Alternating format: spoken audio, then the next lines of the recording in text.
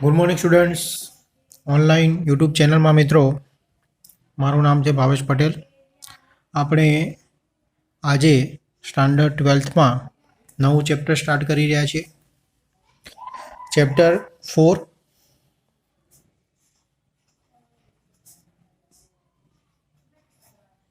જેનું નામ છે મિત્રો રાસાયણિક ગતિકી.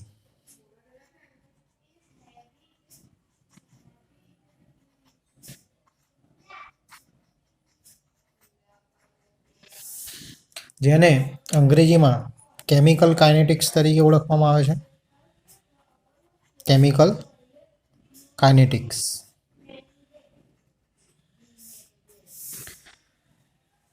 મિત્રો, રાસાયણિક ગતિકી એની જરૂર કેમ પડી? તો ઉષ્માગતિશાસ્ત્રમાં મિત્રો આપણે શૂન્યનો નિયમ, પ્રથમ નિયમ, બીજો નિયમ અને ત્રીજો નિયમ વિશેની માહિતી ભણેલી છે. તો ઉષ્માગતિશાસ્ત્રના આધારે રાસાયણિક પ્રક્રિયા થશે કે નહીં એની શક્યતા વિશેની માહિતી મળે છે. ઉષ્મા ગતિશાસ્ત્ર એટલે કે થર્મોડાયનેમિક્સના આધારે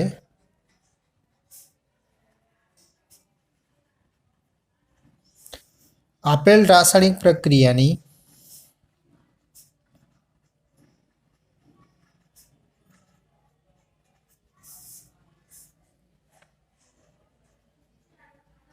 શક્યતા વિશે માહિતી મળે છે.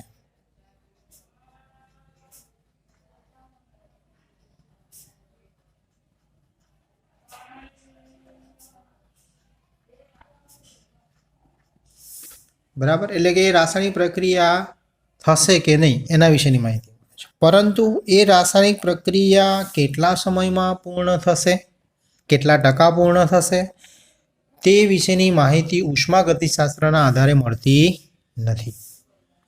તો રાસાયણિક પ્રક્રિયા પૂર્ણ થવા માટે જે લાગતો સમય છે એની માહિતી મિત્રો આપણને રાસાયણિક ગતિકી એટલે કે કેમિકલ કાઇનેટિક્સ ઉપરથી મળે છે, જે ઉષ્માગતિશાસ્ત્રના નિયમની મર્યાદાઓ હતી મિત્રો.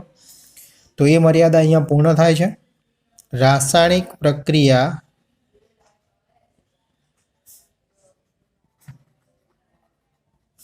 પૂર્ણ થવા માટે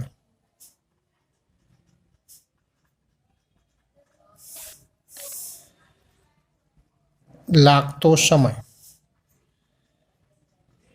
ની માહિતી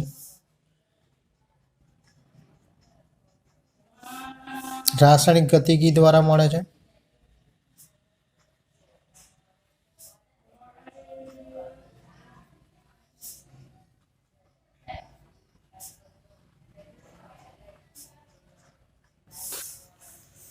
આ ઉપરાંત મિત્રો મેં તમને કીધું એ પ્રમાણે સમય, આ ઉપરાંત એ રાસાયણિક પ્રક્રિયા કેટલા ટકા પૂર્ણ થઈ છે, બરાબર, એટલે કે એની સાંદ્રતા વિશેની માહિતી પણ આપણને રાસાયણિક ગતિકી આપે છે. મિત્રો, કેમિકલ કાઇનેટિક્સમાં જે કાઇનેટિક્સ શબ્દ છે એ કેવી રીતે તારવેલો છે? કાઇનેટિક્સ,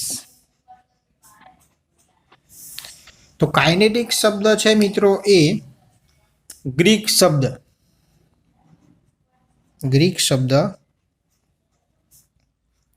કાઇનેસિસ, જેનો અર્થ થાય છે મૂવમેન્ટ, હલનચલન. એનો અર્થ થાય છે હલનચલન, મૂવમેન્ટ. એના ઉપરથી કાઇનેટિક શબ્દ આવેલો છે. એટલે કે રાસાયણિક ગતિકી, બરાબર, હલનચલન, કાઇનેસિસ ઉપરથી કાઇનેટિક શબ્દ આપણને મળેલો છે. મિત્રો, રાસાયણિક ગતિકીમાં પ્રક્રિયાના વેગનો અભ્યાસ એની મિકેનિઝમ સાથે કરવામાં આવે છે, એની ક્રિયાવિધિ સહિત કરવામાં આવે છે. રાસાયણિક ગતિકીમાં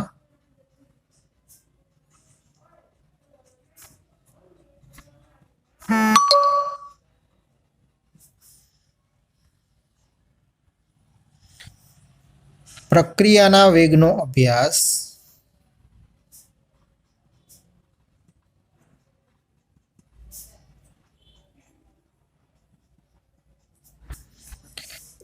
તેની ક્રિયાવિધિ સહિત કરવામાં આવે છે.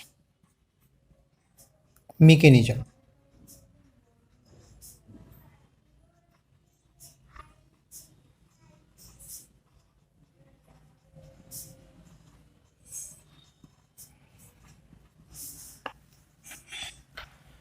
એટલે કે રાસાયણિક ગતિકી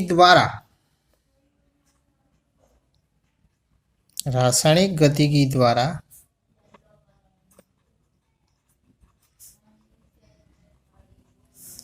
એક તો આપણને પ્રક્રિયાનો વેગ,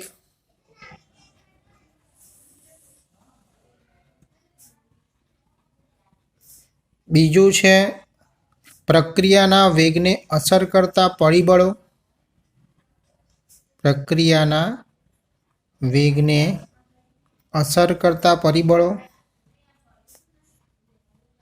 જેમ કે તાપમાન, દબાણ, ઉદ્દીપક, બરાબર, એ બધા જ એને અસર કરતા પરિબળો છે મિત્રો. અને પ્રક્રિયા પૂર્ણ થવા માટે લાગતો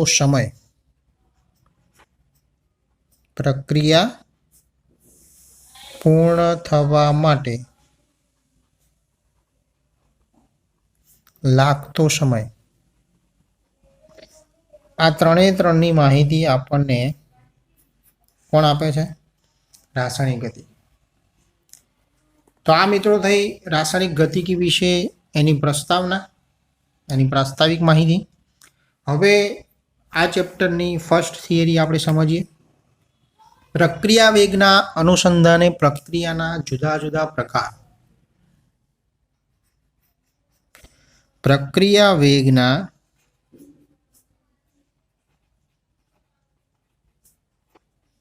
અનુસંધાને એટલે કે એના આધારે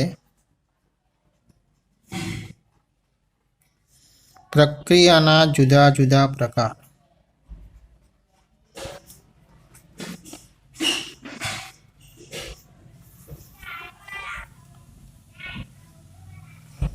તો મિત્રો પ્રક્રિયા વેગના અનુસંધાને પ્રક્રિયાના મુખ્યત્વે 3 પ્રકાર પડે છે. કેટલા પ્રકાર પડે છે?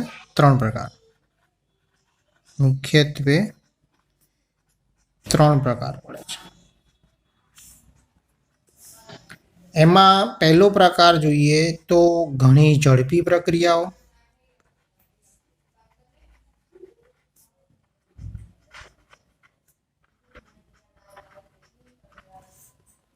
સેકન્ડ નંબરે બીજો પ્રકાર છે મધ્યમ ગતિથી થતી પ્રક્રિયાઓ.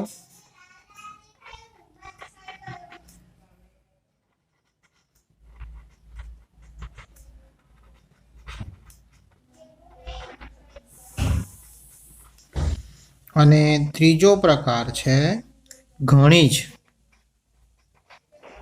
ધીમી ગતિથી થતી પ્રક્રિયા.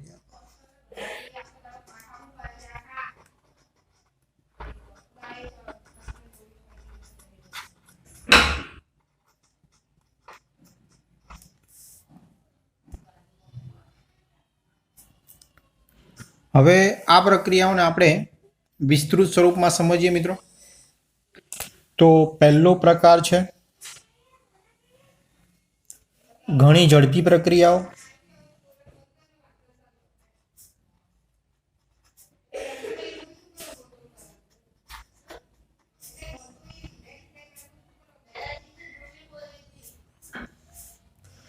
તો મિત્રો આ પ્રક્રિયાઓ ખૂબ જ ત્વરિત અને ખૂબ જ ઝડપી હોય છે. ત્વરિત અને ખૂબ જ ઝડપી પ્રક્રિયા હોય છે. એટલે કે આ પ્રક્રિયાનો વેગ ખૂબ જ ઝડપી હોય છે. કઈ પ્રક્રિયાઓ એવી છે? તો મિત્રો આયનીય જે પ્રક્રિયાઓ થતી હોય છે, આયનીય પ્રક્રિયાઓ એ સામાન્ય રીતે ઘણી ઝડપી પ્રક્રિયાઓ છે.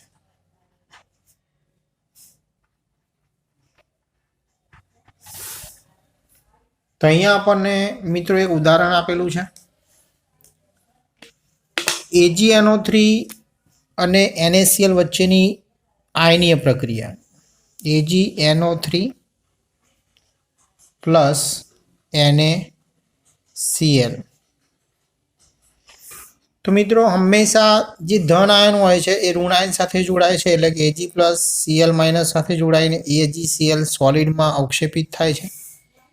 સિલ્વર ક્લોરાઇડના આપણને સફેદ અવક્ષેપ મળે છે, પ્લસ આ NO3 માઇનસ Na+ સાથે જોડાઈને આપણને NaNO3 જલીય સ્વરૂપમાં મળે છે.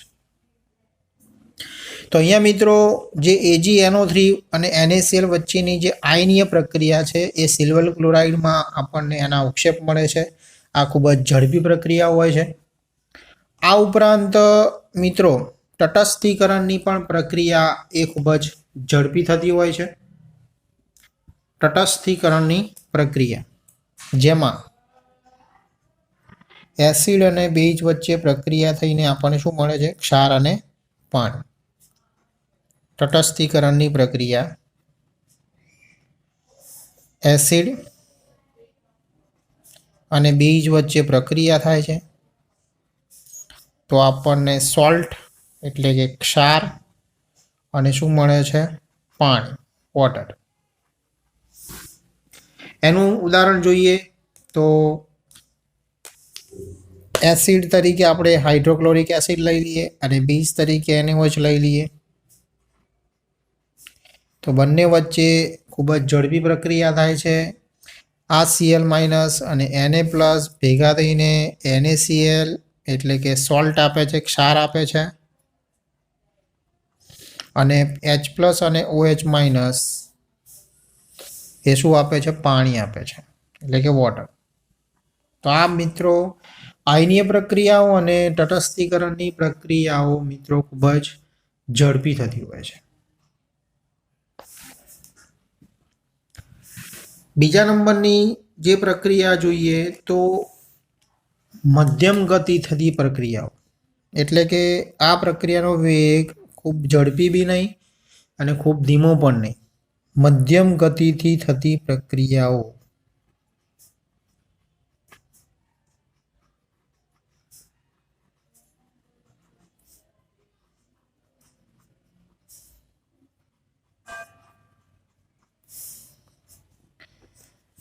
મિત્રો મધ્યમ ગતિથી જે પ્રક્રિયા હોય છે એ પ્રક્રિયાનો વેગ મધ્યમ હોય છે, એટલે કે પ્રક્રિયાની ગતિ ઝડપ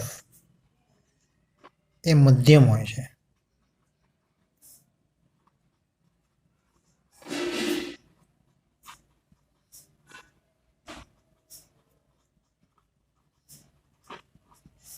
તો એમાં આપણને અહીંયા મિત્રો બે ઉદાહરણ આપેલા છે. એક સ્ટાર્ચનું જળ વિભાજનની પ્રક્રિયા, સ્ટાર્ચ, બરાબર, એ સ્ટાર્ચનું જે જળ વિભાજનની પ્રક્રિયા છે હાઇડ્રોલિસિસ, તે ખૂબ જ મધ્યમ ગતિથી થતી પ્રક્રિયા છે. આ ઉપરાંત ખાંડ જેને આપણે મોલાસિસ કહીએ છીએ, C12H22O11, એનું જે આણ્વિય સૂત્ર છે ઓકે, સ્ટાર્ચનું મિત્રો C6H10O5 ના N અણુઓ ભેગા થાય તો સ્ટાર્ચ બનાવે છે, એનું આણ્વિય સૂત્ર છે. C12H22O11 ખાંડ જે છે એનું પાણીમાં વ્યુત્ક્રમણ, ઇન્વર્ઝન કહેવાય, ઇંગ્લિશ શબ્દ એનો ઇન્વર્ઝન છે, બરાબર. તો આ બંને જે છે મિત્રો એ મધ્યમ ગતિથી થતી પ્રક્રિયાઓ છે. સ્ટાર્ચનું જે જળ વિભાજનની પ્રક્રિયા અને ખાંડનું પાણીમાં વ્યુત્ક્રમણ. ત્રીજી પ્રક્રિયા જોઈએ તો અતિ ધીમી ગતિથી થતી પ્રક્રિયા, અતિ ધીમી ગતિથી થતી પ્રક્રિયાઓ.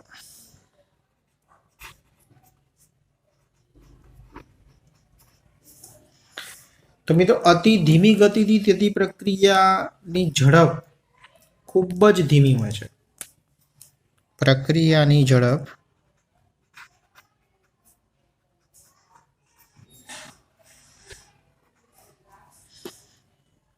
ખૂબ જ ધીમી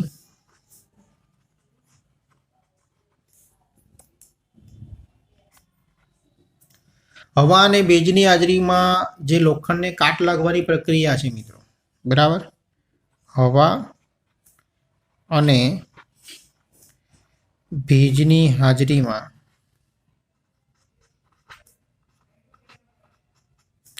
લોખંડને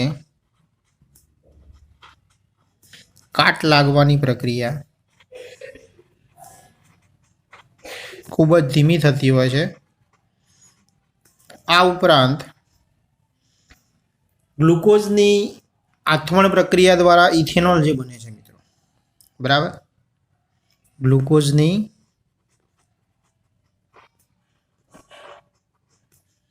આથમણ પ્રક્રિયા દ્વારા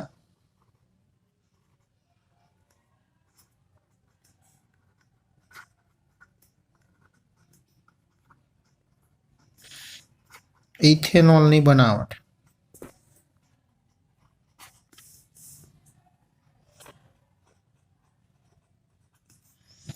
ઓકે. તો આ જે છે મિત્રો આપણે પ્રક્રિયા વેગના અનુસંધાને પ્રક્રિયાના જે મુખ્યત્વે 3 પ્રકાર છે એની વિસ્તૃત સ્વરૂપમાં માહિતી મેળવી. ઝડપી પ્રક્રિયાઓ, એમાં આયનીય પ્રક્રિયાઓ અને તટસ્થીકરણની પ્રક્રિયાઓનો સમાવેશ થાય છે. મધ્યમ ગતિથી થતી પ્રક્રિયાઓમાં સ્ટાર્ચનું જળ વિભાજન, ખાંડનું પાણીમાં જે ઇન્વર્ઝન છે, અને અતિ ધીમી ગતિથી થતી પ્રક્રિયાઓમાં પ્રક્રિયાની ઝડપ ખૂબ જ ધીમી હોય છે. એમાં હવા અને ભેજની હાજરીમાં લોખંડને કાટ લાગવાની પ્રક્રિયા, ગ્લુકોઝની ફર્મેન્ટેશન પ્રક્રિયા દ્વારા ઇથેનોલ જે બને છે. હવે નેક્સ્ટ આપણે મિત્રો પ્રક્રિયા વેગ વિશેની માહિતી, એનું ગાણિતિક સ્વરૂપ અને એને આલેખ દ્વારા કેવી રીતે રજૂ કરી શકાય છે એના વિશે સમજીએ. હવે મિત્રો આપણે નેક્સ્ટ સમજીએ પ્રક્રિયા વેગ એટલે શું, ગાણિતિક સ્વરૂપ અને એની આલેખ દ્વારા સમજ.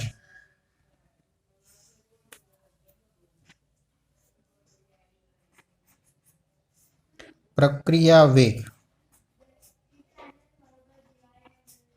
એટલે શું,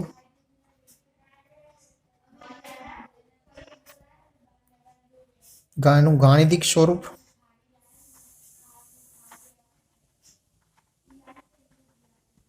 તથા આલેખ દ્વારા રજૂઆત.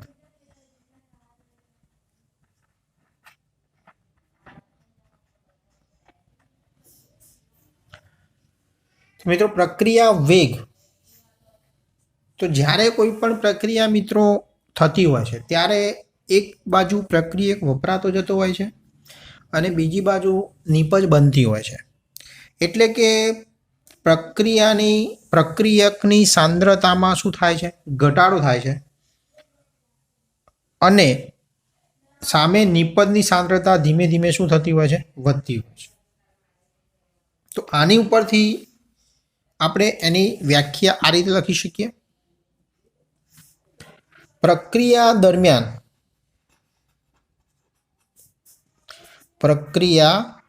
દરમિયાન એકમ સમયમાં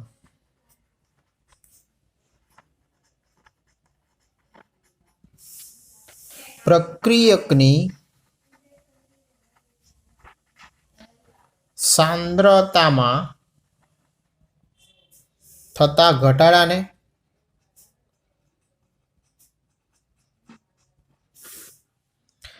અથવા નિપજની સાંદ્રતામાં થતા વધારાને પ્રક્રિયા વેગ કહે છે.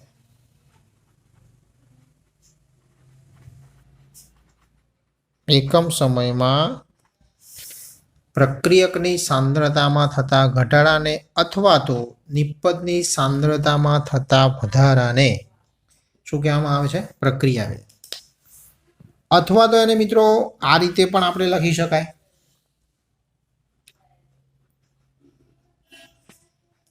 કે પ્રક્રિયાનો વેગ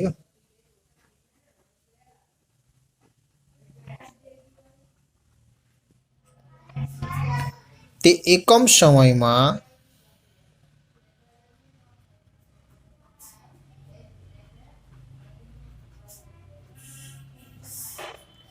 પ્રક્રિયકો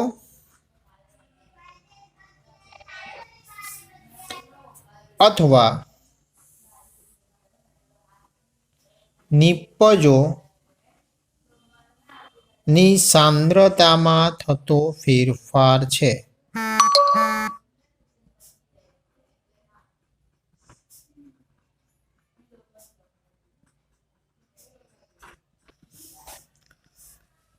પ્રક્રિયાનો વેગ તે એકમ સમયમાં પ્રક્રિયકો અને અથવા તો નિપજોની સાંદ્રતામાં થતો શું છે? ફેરફાર છે. તો પ્રક્રિયા વેગનું સૂત્ર આપણે શું લખી શકીએ? તો પ્રક્રિયા વેગ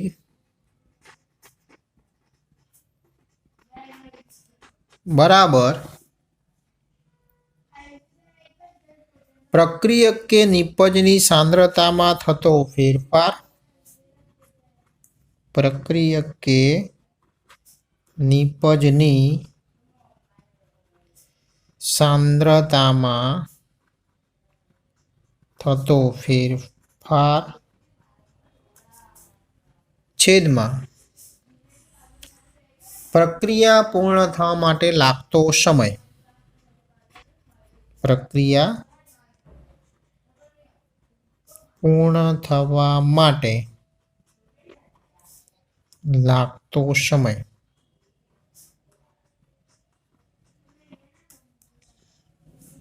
જેને પ્રક્રિયા સમય પણ કહેવામાં આવે છે. પ્રક્રિયા પૂર્ણ થવા માટે લાગતો સમયને મિત્રો આપણે પ્રક્રિયા સમય પણ કહી શકીએ. તો આ થયું મિત્રો એનું સૂત્ર, પ્રક્રિયા કે નિપજની સાંદ્રતામાં થતો ફેરફાર અને પ્રક્રિયા પૂર્ણ થવા માટે લાગતો સમય, જેને આપણે શું કહી શકીએ? પ્રક્રિયા વેગ. હવે પ્રક્રિયા વેગના એકમના સંદર્ભમાં આપણે વિચારીએ. પ્રક્રિયા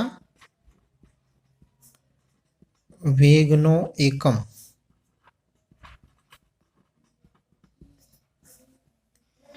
તો પ્રક્રિયા વેગના એકમમાં મિત્રો પ્રક્રિયા કે નિપજની સાંદ્રતામાં થતો ફેરફાર, એટલે ઉપર સાંદ્રતા છે, નીચે સમય છે, તો આપણે એને સાંદ્રતા ઇન્ટુ સમય શું લખી શકીએ? ઇન્વર્સ, અથવા તો સાંદ્રતા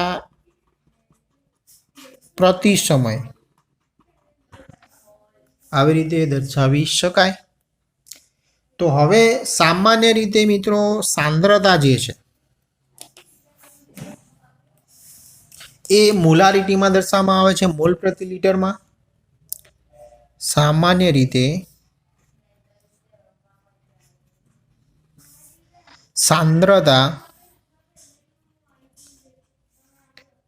મોલારિટીમાં દર્શાવવામાં આવે છે. અને મોલારિટી એટલે આપણે એને શું લખી શકીએ છીએ? મોલ પ્રતિ લીટર. બરાબર, મોલ પ્રતિ લીટર, અથવા તો મોલ ઇન્ટુ લીટર ઇન્વર્સ પણ લખી શકીએ આપણે એને. અને જે સમય છે મિત્રો, સમય એ સેકન્ડ બી હોઈ શકે, મિનિટ પણ હોઈ શકે, કલાક પણ હોઈ શકે અને વર્ષ પણ હોઈ શકે. બરાબર, તો સમજી લો કે સાંદ્રતા મોલારિટીમાં દર્શાવવામાં આવે, સમય સેકન્ડમાં દર્શાવવામાં આવે, તો એનો એકમ આપણે શું લખી શકીએ? Mall into litre inverse into second શું આવશે? ઇન્વર્સ, કારણ કે પ્રતિ સમય છે એટલા માટે. જો સાંદ્રતા મોલારિટીમાં હોય અને જો સમય મિનિટમાં દર્શાવેલો હોય તો mall into litre inverse into શું આવે? મિનિટ ઇન્વર્સ આવે. આવી જ રીતે કલાકમાં દર્શાવેલો હોય સમય તો mall into litre inverse into કલાક ઇન્વર્સ આવશે. અને જો વર્ષમાં દર્શાવેલો હોય સમય તો mall into litre inverse into વર્ષ ઇન્વર્સ આવશે. બરાબર. તો આ રીતે તમે સમય જે પ્રક્રિયા પૂર્ણ થવા માટે લાગતો જે સમય છે એ અલગ અલગ હોય, સેકન્ડ હોય, મિનિટ હોય, કલાક હોય, વર્ષ હોય. તો આ રીતે એના જુદા જુદા 4 એકમો બની શકે.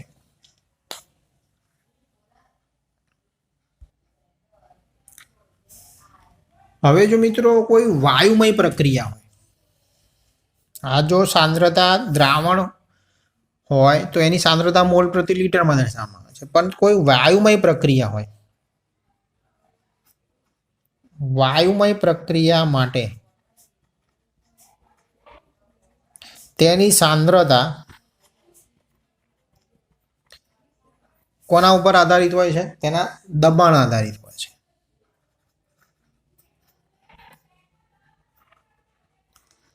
તો જેમ દ્રાવણ હોય તો એની સાંદ્રતા મોલ પ્રતિ લિટરમાં દર્શાવવામાં આવે છે. તો વાયુમય પ્રક્રિયા માટે એની સાંદ્રતા શેમાં દર્શાવવામાં આવે છે? વાતાવરણ. બરાબર. તો એના આધારિત પ્રક્રિયા વેગનો એકમ, પ્રક્રિયા વેગનો એકમ સાંદ્રતા જે છે એ વાતાવરણમાં દર્શાવવામાં આવે છે. તો અહીંયા શરૂઆતમાં એટલે કે ઉપર સાંદ્રતા હોય અને ઇન્ટુ સમય ઇન્વર્સ હોય. તો સાંદ્રતા અહીંયા વાયુમય પ્રક્રિયા માટે વાતાવરણમાં દર્શાવવામાં આવે છે. તો એનો એકમ થશે વાતાવરણ ઇન્ટુ સમય. જો સેકન્ડમાં દર્શાવેલો હોય તો સેકન્ડ ઇન્વર્સ આવે, મિનિટ હોય તો મિનિટ ઇન્વર્સ આવે, વર્ષ હોય તો વર્ષ ઇન્વર્સ આવે. બરાબર. એટલે અહીંયા વાતાવરણ એ વાયુમય પ્રક્રિયા માટે, કઈ પ્રક્રિયા માટે? વાયુમય પ્રક્રિયા માટે. અને જો દ્રાવણની સાંદ્રતા હોય તો મોલારિટીમાં આવશે, જેને આપણે આગળ સમજાય એ પ્રમાણે. બરાબર. દ્રાવણની સાંદ્રતા મોલારિટીમાં હોય છે અને વાયુમય પ્રક્રિયા માટે એની સાંદ્રતા એના દબાણ આધારિત હોય છે. એટલે એમ પ્રક્રિયા વેગનો એકમ જે છે અહીંયા વાતાવરણ, કારણ કે દબાણનો એકમ છે. અને વાતાવરણને ટૂંકમાં તમે એટમોસ્ફિયર કહો છો તો એટીએમ બી લખી શકાય છે. બરાબર. આપણે એને શું લખી શકીએ? એટીએમ.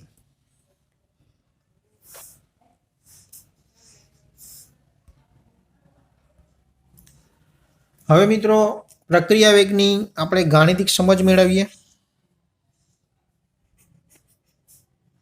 પ્રક્રિયા વેગની ગાણિતિક સમજ એટલે કે એનું ગાણિતિક સ્વરૂપ.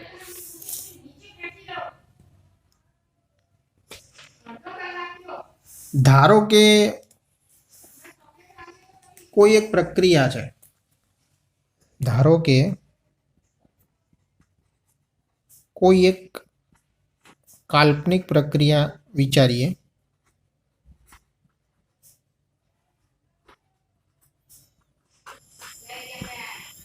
આર થી પી. આર એટલે પ્રક્રિયક અને પી એટલે નિપજ, પ્રોડક્ટ. પ્રક્રિયક એટલે રિએજન્ટ, અંગ્રેજીમાં એને રિએજન્ટ કહે છે. હવે આ પ્રક્રિયા અચળ કદે અને અચળ તાપમાને થાય છે. અચળ કદે અચળ તાપમાને આ પ્રક્રિયા થાય છે. કઈ દિશામાં થાય છે મિત્રો? તો પુરોગામી દિશા. જે પ્રક્રિયાનો જે આપણને સાઇન આપેલી છે એ પુરોગામી દિશામાં થાય છે. ઓકે. હવે એક મોલ પ્રક્રિયકમાંથી જો 1 મોલ નિપજ બનતા હોય, 1 મોલ પ્રક્રિયકમાંથી આના 1 મોલ છે તો સામે 1 મોલ નિપજ બને છે. તો સમજી લો કે પ્રક્રિયાની શરૂઆતમાં T1 સમયે પ્રક્રિયકની સાંદ્રતા, શરૂઆતમાં પ્રક્રિયકની સાંદ્રતા R1 હોય. શું હોય? R1 શરૂઆતમાં. ત્યારે નિપજની સાંદ્રતા P1 હોય. શરૂઆતમાં આપણે એને 1 સિમ્બોલથી લખીશું એટલે કે P1 હોય। શરૂઆતમાં T1 સમયે પ્રક્રિયકની સાંદ્રતા R1 અને નિપજની સાંદ્રતા P1 હોય। હવે જેમ જેમ સમય આગળ વધે એટલે કે T2 સમય જ્યારે તમે એની સાંદ્રતા માપો છો તો પ્રક્રિયકની સાંદ્રતા ઘટીને R2 થાય છે R1 માંથી, અને નિપજની સાંદ્રતા વધીને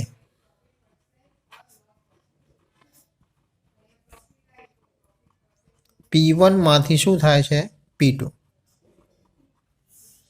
ઓકે, T1 સમય શરૂઆતમાં પ્રક્રિયકની સાંદ્રતા R1 છે, નિપજની સાંદ્રતા P1 છે। હવે જ્યારે પ્રક્રિયા આગળ વધે ત્યારે અંતિમ T2 સમયે પ્રક્રિયકની સાંદ્રતા R1 માંથી ઘટીને R2 થાય છે, નિપજની સાંદ્રતા વધીને P1 માંથી શું થાય છે P2 થાય છે। તો આ બંને વચ્ચેનો આપણે જે ફેરફાર એટલે કે T2 માઇનસ T1 જેને આપણે ડેલ્ટા ટી કહીએ છીએ, બરાબર, શું કહીએ છીએ ડેલ્ટા ટી, પ્રક્રિયા પૂર્ણ થવા માટે લાગતો સમય, પ્રક્રિયા સમય ડેલ્ટા ટી બરાબર T2 માઇનસ T1। તો પ્રક્રિયકની સાંદ્રતામાં શું ફેરફાર થયો મિત્રો? પ્રક્રિયકની સાંદ્રતામાં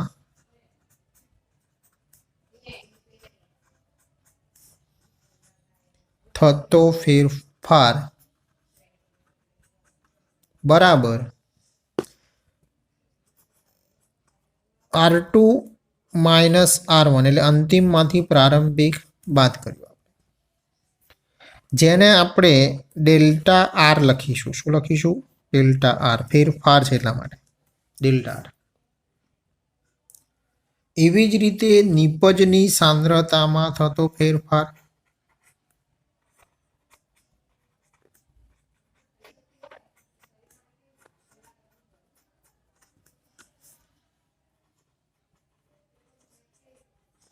તો એમાં પણ અંતિમમાંથી એટલે કે P2 માઇનસ P1,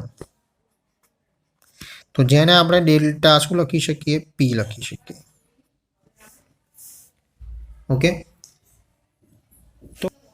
તો પ્રક્રિયકના સંદર્ભમાં પ્રક્રિયાનો સરેરાશ વેગ જેને આપણે R એવરેજ લખીએ છીએ બરાબર પ્રક્રિયકની સાંદ્રતામાં થતો ઘટાડો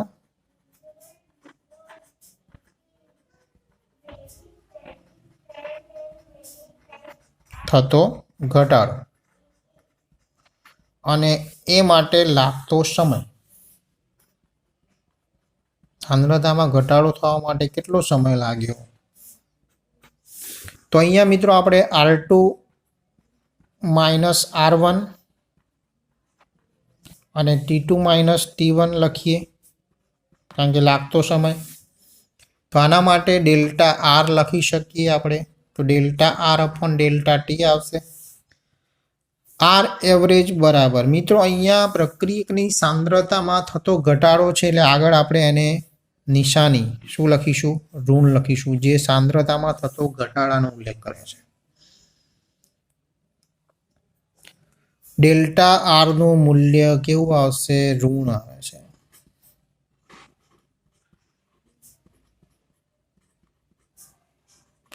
અને તેને આપણે માઇનસ વડે ગુણીશું એટલે માઇનસ ને માઇનસ વડે પ્લસ થશે એટલે માઇનસ વડે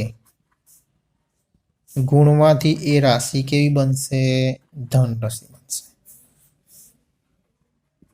તેનું મૂલ્ય પ્લસ થાય છે।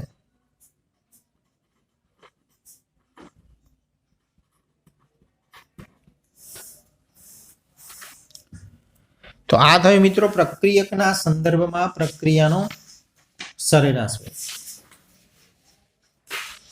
હવે નિપજ માટેની વાત કરીએ।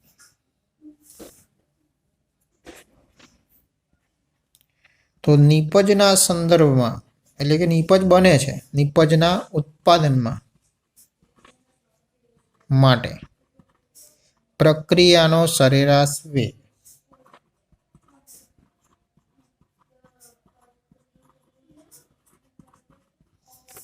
તો એના માટે બી આર એવરેજ લખીએ તો થશે નિપજની સાંદ્રતામાં થતો વધારો. ઉપર શું લખાશે? નિપજની સાંદ્રતામાં થતો વધારો અથવા તો ફેરફાર છેદમાં લાગતો સમય. ચલો, વધારો શું થયો, ફેરફાર શું થયો? તો P2 માઇનસ P1 છેદમાં T2 માઇનસ T1.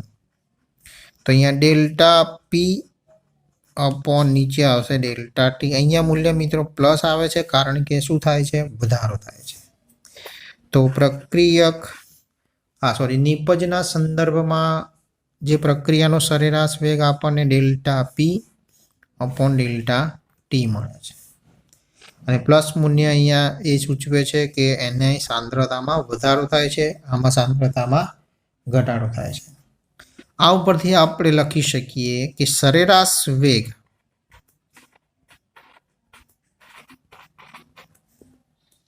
એ પ્રક્રિયક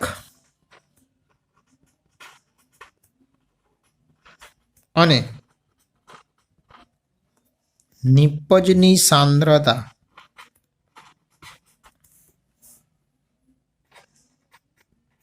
પ્રક્રિયક અથવા નિપજની સાંદ્રતા તથા સમયના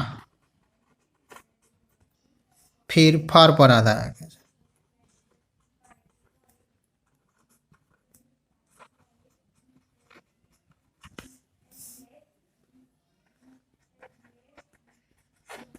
ઓકે, આની ઉપરથી આપણે લખી શકીએ સરેરાશ વેગ આર એવરેજ એ પ્રક્રિયક અથવા નિપજની સાંદ્રતા અને સમયના ફેરફાર ઉપર તે આધારિત હોય છે. હવે આ થઈ મિત્રો એની ગાણિતિક રજૂઆત, બરાબર.